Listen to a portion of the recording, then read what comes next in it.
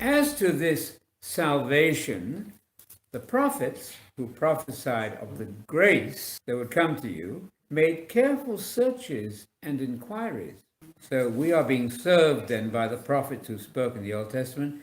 And those prophets made careful searches. They were diligent in their researches and studies and inquiries.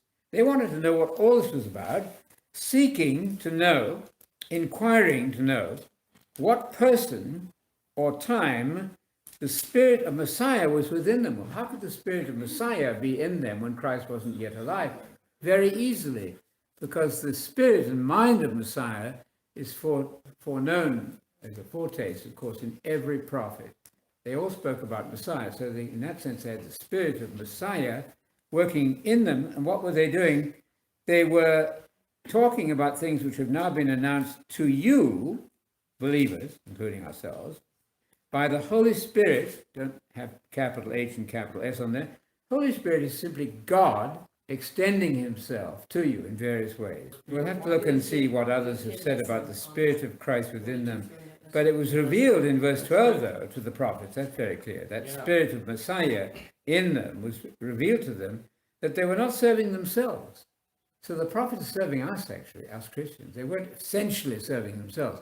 Well, Holy Spirit, Spirit of God, Spirit of Jesus, all the same, sent from heaven, things into which, I like this phrase, into which the angels kneel down and peer into. They're watching. They're very, very interested in what you're doing.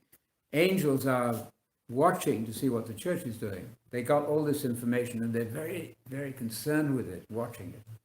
The Messianic spirit or mind. Spirit is very close to mind. Don't forget, spirit and mind and heart, disposition are all very closely related. They preached the gospel of the kingdom all the time. All the time. All the prophets did. And they did it through the Holy Spirit sent from heaven.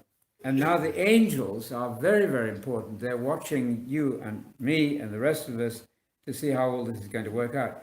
You'd have to say that if you don't understand the kingdom idea behind this, you aren't doing well. Sufferings, the death of Jesus, and the following glories, when you are going to be praised and given glory, and you are going to be given honor, because look what you've been through. You haven't been crucified upside down yet, but that could happen.